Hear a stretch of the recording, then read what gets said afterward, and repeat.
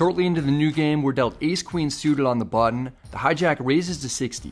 He's going to get punished, and it's not even going to be by us initially. The cutoff 3 bets at 260. He's an opponent named Jeff, who's been in multiple other high stakes and 510 vlogs in the past. He actually went to one of our first meetup games at the Westgate years ago as well. I know Jeff could be making the 3 bet with a variety of worse hands than ace-queen suited.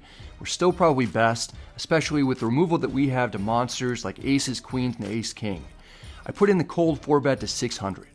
I didn't come up here to mess around or play small pots. Evidently, the hijack didn't either. He makes the call for 540 more than his initial pre-flop raise. The action's back on Jeff. He might be higher up in his range than I originally suspected because Jeff isn't letting us go heads up with the hijack. Jeff 5 bets to 1800. It's a slightly different game up in the high stakes section of the poker room than it is downstairs. Jeff is capable of doing some wild things, but we don't even have a pair, and he's saying minimally that he has ace-king, if not aces or kings. It's time to abort. I fold, relinquishing the $600 that I put in there. It hurts to have to do that. The hijack makes the call. Ultimately, the flop comes queen 5-4 with 2 clubs and a heart. We would have had top. The turn is the 6 of hearts. After c-betting on the flop, the cutoff jams on 4th Street. The hijack makes the call. The players are all in. The river is the 10 of hearts. Jeff is quick to reveal that he has the nuts, making his way there through the back door with ace-king of hearts. Everyone's shocked. Wow. On the river? What's even wilder is the hijack reveals what he called the shove with on the turn. He briefly flashes pocket eights, which was just second pair and a gutter on the turn when he got it all in. He was set up well to win a massive pot. Instead, the deck rewards the 5-better as Jeff smashes the river. It's an insane way to kick off the 10-20 game. Luckily, we avoided disaster by folding pre-flop. In this one, we've got Jack-8 suited in the cutoff. It folds to us. This is a hand that's good enough to open in late position. I raise to 60. There's only one person interested in battling with us. The big blind calls. We're heads up in position. The flop comes Jack-10-3 with 2 spades. We've got top pair on a pretty coordinated board. The big blind checks. We've got a decent hand overall, and we need to get some value as well as deny equity. I bet 60 once again. The opponent is interested. He doesn't take too much time before he makes the call. The turn is the king of spades, completing the flush draw and downgrading us to second pair. This time, the big blind leads for 120. We can't just let go of every hand we have that isn't top pair or better, although the situation isn't great. Sometimes we could be drawing dead, but I stick around and make the call. The pot's getting to be pretty significant. The river is the 6 of hearts. It's a complete blank. If we were ahead previously, we should still be ahead. If we were behind previously, we're going to still be behind. The big blind bets 360, putting us in a dicey situation. We 100% beat nothing that he's taking this line with for value. The problem is that I just don't believe him. The problem with not believing people is that it leads me to calling light and paying people off. I call, donating $360 to charity, but that charity ends up being the charity for lanky white guys. We win the pot. The opponent has ace-8 offsuit with the ace of spades. He was turning his nut flush blocker into a bluff, and we picked him off to get the victory. It's not a bad result to win a decent pot on this board with just a pair of jacks. Shortly after, we look down at king 6 suited on the button. The hijack raises to 60. This may be surprising to some of you ultra tight players, but we're not supposed to fold in this situation. We're supposed to split between calling and 3-betting. I call to see a flop in position. The big blind calls as well. We're going 3 ways to the flop. The dealer puts out ace-6 deuce with 2 spades. We've got middle pair. The big blind checks. The hijack is going to do pretty well as the pre-flop aggressor on ace-high flops. He c-bets 100. I don't love the situation. Our pair could be best, but we're facing continued aggression, and not only do we have to worry about being up against a better hand from the hijack, we also have to worry about the big blind.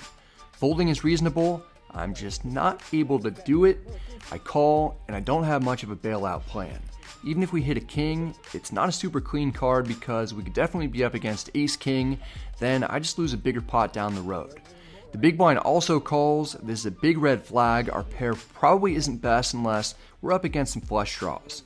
The turn is the 6 of hearts though. We smash trips in a totally unexpected way. The big blind checks. The hijack's having a hard time figuring out how he could be up against 3 6s, and rightfully so. He fires for 300. I've known this particular player for a long time, and I don't want to tip him off that we've got a monster. I'm not too concerned about either player having us beat at the moment. I just call to entice the big blind to stick around, even though he could be drawing slim. The big blind is too slick. He folds. It's down to heads up with me and a player that I've known for years. The river is the queen of diamonds. It's mostly a blank. I doubt the opponent would have bet again on the turn with pocket queens after getting called in 2 spots on the flop. I'm hoping that he's got ace queen, but he checks. He doesn't have a ton left. He started the hand with the shortest stack at the table. He has way less than a pot size bet left. I jam for 700 effective, hoping that it'll look like I missed a flush draw, or like I'm trying to get the opponent off of a chop if we're both holding an ace with a kicker that doesn't play since the board is paired and there's another high card out there. It's very unlikely that the opponent has an ace. He folds. We aren't quite able to get everything from him, and we're too slow to get a shot of the board. A decent pot comes our way. I'm still stuck a few hundred overall today though. If you liked the King 6 suited hand, you're going to love this. We've got King 7 suited. That's right, we're moving on up in life. The cutoff raises to 60. This is the friend from the program, Jeff. He's been having a good day. We can once again 3-bet or call with a medium suited king on the button after the cutoff raises. I call. The big blind also calls. We're going 3 ways to the flop in position. The dealer puts out queen 5-5 with 2 spades. We've got the king high flush draw. Checks to us. We could take a stab at it, but the problem is that we've got multiple opponents and we could already be drawing dead. Our flush draw isn't as valuable on a paired board. I check back to see a free card and disguise the strength of our hand in case we're able to improve. The turn is the jack of diamonds. I don't have any strong feelings one way or another about it. I guess it's not really great. The big blind checks. The cutoff isn't about to let 2 players see another free card. He bets 80. It's suspiciously small. It's a good price for us though. Perhaps it was designed that way to keep us in even when we have no chance of winning, or maybe the opponent doesn't really have that much. There's no way that I can fold getting the price that we're getting. I call. The big blind folds immediately. It's down to heads up.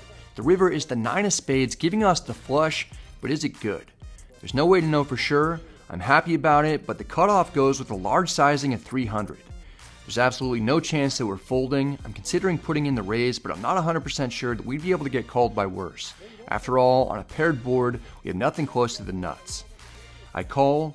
I'm feeling good, but the cutoff is confident that he's best. Jesuit's cool. Jesuit's very cool. Oh, Jesus, what the fuck? But nobody else was said, Dude! Oh my god. Isn't it Now I'm tilted. what's the line after that? What the fuck? The cutoff figured that we would have bet flop or raised on the river and didn't expect to see us have such a strong hand when he had 10-8 offsuit, drilling the straight on the river when we hit the flush. It's one of the few combos that we probably could have gotten more value out of if we raised on the last street. We're dealt ace-king suited in the small blind not too long after. A player in middle position raises to 60. We're going to make this more. Since we're playing out of position and fairly deep, we need to re-raise to a large amount. I 3-bet to 300, and I could have made it even more. You know what the initial pre-flop raiser has the audacity to do? I'll tell you. He just comes right back over the top of me, trying to bully me like I'm some fucking tourist with a 4-bet to 800. I hesitate for like 2 seconds. I re-raise to 2100. He makes a move towards his checks, and he looks at me, and then he looks at his cards, and then he looks at me again, but he doesn't muck. He calls for 1300 more. We're in a 5-bet pot out of position with no pair. The flop comes 6-5-4 with 2 diamonds and a heart. Overall, it's not looking good. Still, we're the 5-better. We might be up against ace-king that we can possibly get off of a chop with just a small bet. I go with a down bet of 1200. I don't expect high pocket pairs to fold at this point. This particular player probably would have 6-bet aces or kings pre-flop, so I figure we at least have 2 overs to whatever he's holding, if not the same hand, or potentially even the best hand in instances when he has ace-queen suited. The opponent isn't willing to let us have it. He calls. There's almost 7,000 in the pot. We've got a bit more than 1 stack of high society in front of us. The turn is the 5 of clubs pairing the board. It's essentially a blank, except in the rare instances that I might have gone wild with ace-5 suited pre-flop. It's unlikely that the opponent has ace-5 suited since there's only 1 combo at that unaccounted for. It's very possible that the player in middle position has ace-king, maybe with a flush draw, or possibly something like queens or jacks. I'm about to put all those holdings to the test. Owen. I traveled for 4. First of all, I'm glad that we don't get snap called. The opponent has taken his time to think about it. We slightly overbet jammed. I did this when I had a full house earlier for about 3 times the size of the pot. Here, I'm just doing it for a little over 1.5 times the size of the pot. We 5-bet pre-flop, c-bet flop, and blast it away on the turn, telling a convincing story the whole way that we've got a monster. It is really the worst hand that we'll have, and we have removal to hands that we're representing, which are aces and kings. Even if we get hero called by queens, we'll have 6 outs, which isn't great, but it gives us some chance of winning in the worst case scenario. There's no way that the opponent would take this long if he had aces or kings. It feels like we're either up against ace king of diamonds or pocket queens.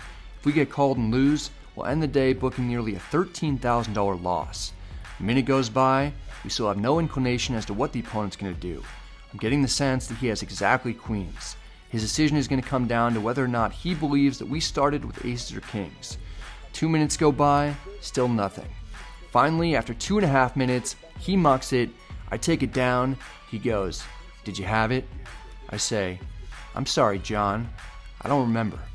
He looks at me confused because that's not his name at all. His name starts with a Z and it's very hard to pronounce, but that's not the point. The point is that I sat with some guy ranked somewhere on the list of the best in the world, and I won. With the successful bluff, we're up almost 4,000 on the day. We've completely turned it around. We're well into the session when we pick up 9-5 suited in the big blind. The small blind has the second shortest stack. It seems like he's taking a shot in the higher stakes game, but might not normally play this big. He raises to 80. We're not really supposed to fold any suited cards when we're facing a raise from the small blind and closing the action. I call for 60 more. We're heads up in position. The flop comes Jack 10-8 with 2 spades and a diamond. We've got an open ender with a backdoor flush draw. Small blind checks. We've got nothing except potential. I semi-bluff for 120. Small blind says that his check was just a joke. He actually has a real hand as he raises to 420, which I wasn't expecting to see at all, particularly when we've got removal to the nuts. I'm having a hard time believing that he's got a straight, set, or 2 pair and decided that he didn't want to bet initially with such a coordinated board. Theoretically, he's supposed to only be check raising with about 2% of his combos, so it's basically not a thing on this flop, blind versus blind. Feels like he's making a move and I'm not buying it. I should be folding, but I feel like I'm free rolling a bluff attempt after getting a 5-figure bluff through earlier. I raised enough to cover the opponent. I can tell that he doesn't love it, but he doesn't take too long before calling and risking his 2K stack. We're gonna need some help. Alright, 2. Let's just go whatever you want, 2. Alright, 2 times. The opponent reveals that he has pocket aces, so we're not in terrible shape. We have 4 chances to hit 8 cards. The first turn is the ace of clubs, which is a pretty good one for the opponent. He improves the top set. It doesn't mean much in this instance, except he gets 1 step closer to winning half the pot. Our outs are all still live, but the river's the 4 diamonds. I break that one. Now it's a fight for us to just break even. The second turn is the 5 of clubs, which is nice because we pick up 5 additional outs. It doesn't end up doing us any good though. The second river is the 8 of clubs. The opponent scoops the all-in pot with the best starting hand in poker. That's pretty good. You win. I get caught there and lose 2,000 that I didn't have to lose, but the most important bluff the day got through. I've been playing for quite a while. I want to make sure that I have something to show for it, so I book a win.